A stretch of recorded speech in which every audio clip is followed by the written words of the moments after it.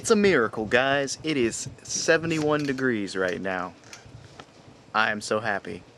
It's time to do some work. I've got to make some cuts in this marine plywood sheet because we are going to be glassing in stringers. Now these stringers are actually going to be glassed into the underside of the cabin top, and they're going to serve two purposes. The main purpose is actually going to be to serve as mounting points for the new headliner that we're putting in, and the second is going to be just kind of auxiliary. It's going to stiffen up the deck, we think, a little bit. It can't hurt, so we figure we glass in these stringers mainly for the headliner, but if it adds some reinforcement to the deck, that'd be pretty cool as well.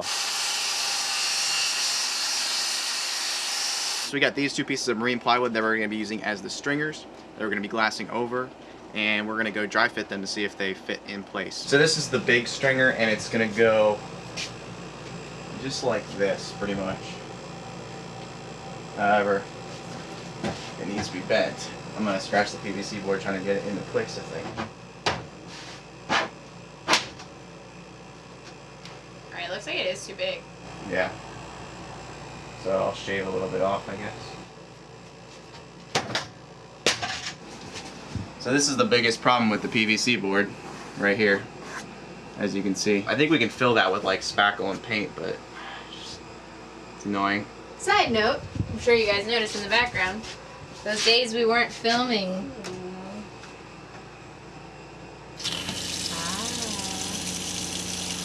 I wanted to show you guys that we did listen to your comments here.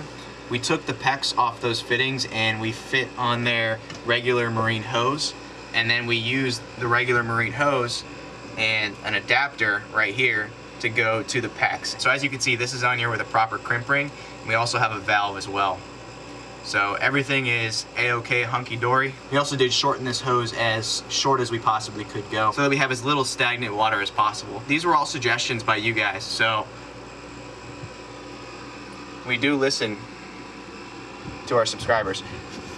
And then as you can see, the tank level right there, it's about half full. Dry fitting the littler. This one will work. It just needs to be obviously screwed and glued in place right there.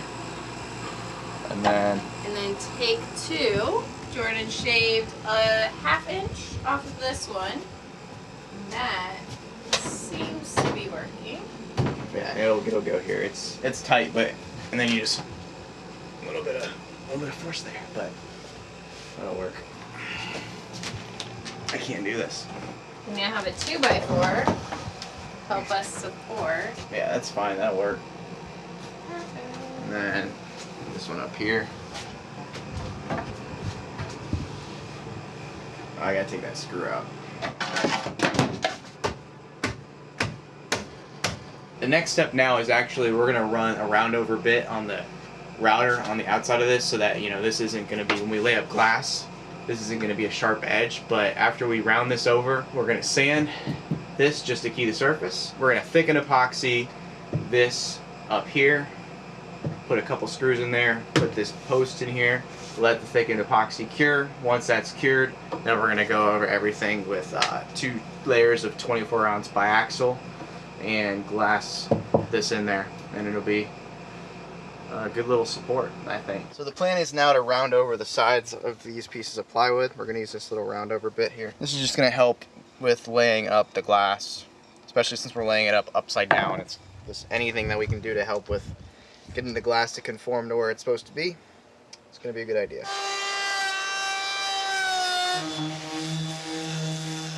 So the stringer is gonna go here, as you guys saw earlier. Even though this is raw fiberglass, we want to just give it a light sanding to key the surface for secondary bonding, essentially. So we're gonna sand this area as well as the area up there.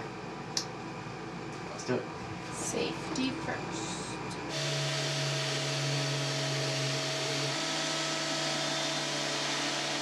Randy's taking charge of the epoxy work.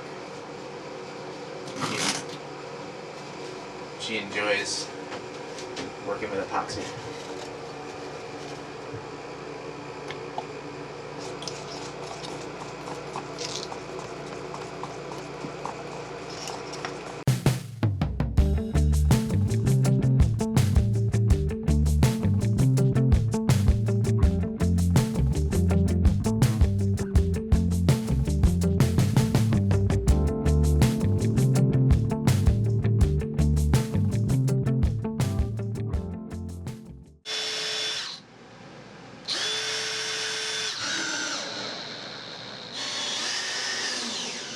So during our time off camera, we had also started another project, which was re-varnishing the old table rack, the shelf that held the table.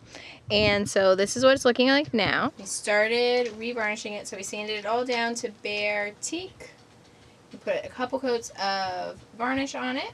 And now we are going to be building a table. So we have some white oak here. Figured we'd go with a contrast for the table. We thought it would look kind of good to have the table in white oak with the shelf, and then it's going to go against that bulkhead. That's the fake teak, I guess.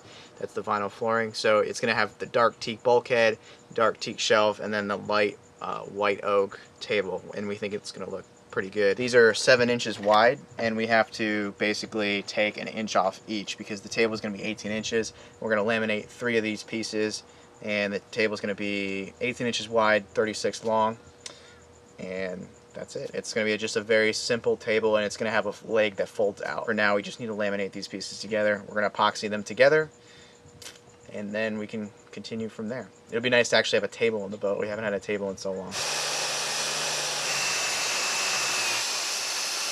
This is going to be our table. We're going to cut this end off once it's glued, sand everything, clean it up, varnish it, and attach it to that frame. Let's get going.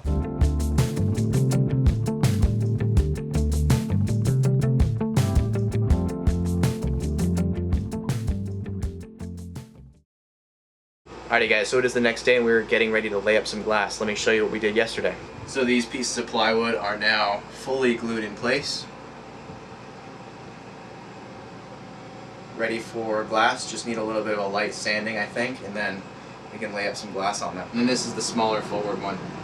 We're starting to get ready here with all the materials.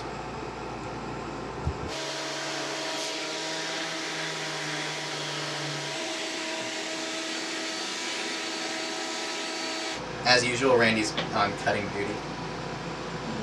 She does a good job at that. Cutting the biaxial tape into 69 inches for the larger one, and then 29 inches for the smaller one. We've already got chop strand cut as well. We're going to do 1 layer of chop strand first, and then 2 layers of biaxial above that. It's 24-ounce biaxial, so it's pretty thick stuff. 3/4 ounce? Yeah, 3/4 ounce chop strand. I just got done just filling the gaps a little bit better with thickened epoxy on both of these stringers, just so that when we lay up the chop strand first, it conforms better.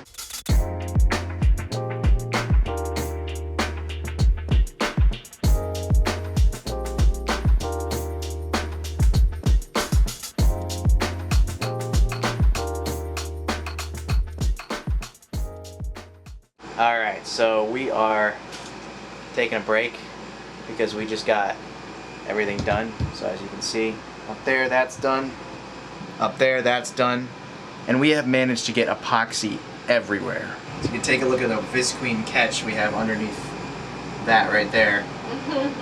It's just got epoxy and fibers in it, and this was our work table, and then this visqueen catch under this area.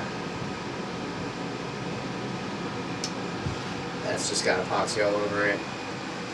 These little catches that we made did okay, but definitely got epoxy on the floor. So that's why we are not redoing the floor yet, because we knew this was going to happen. But anyway, we're covered, the boat's covered, but the stringers are done. Yes, we did what we needed to. So I just want to say this is the first time we've done a job this big overhead. Yeah. Laying up glass overhead is like an entirely different ball game. It's like expert level difficulty when you're talking about laying up fiberglass. So we certainly didn't do a perfect job because we're not experts.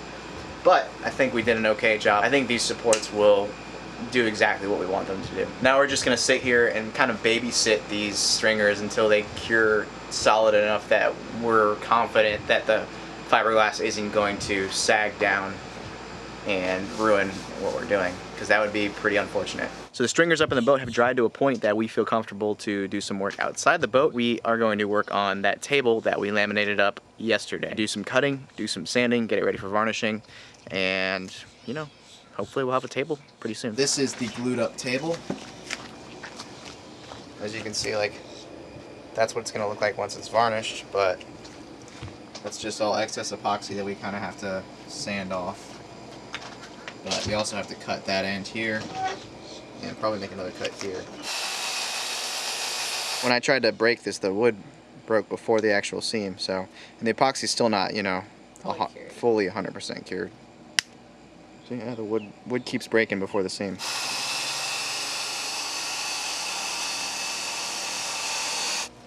It broke right there, didn't it? Yeah. Oh, we'll glue it back in place. On the last cut too, huh? At the very end of the last cut, of course. As you can tell, I'm not a woodworker. It should have been being held there. So I'm gonna glue this little piece back into place with some epoxy, put a clamp on it, and that'll be it, you know. It's gonna be it for this episode. I gotta edit and upload the footage from yesterday and today. So I apologize if it's a little short, but we're still kind of getting back into the swing of things. As always, guys, if you enjoyed this video, make sure to leave a like and a comment down below. And if you haven't already, please subscribe and hit that little notification bell if you want to know each time we upload a video. Bye, guys. I've got it right and I got it wrong, but I learned my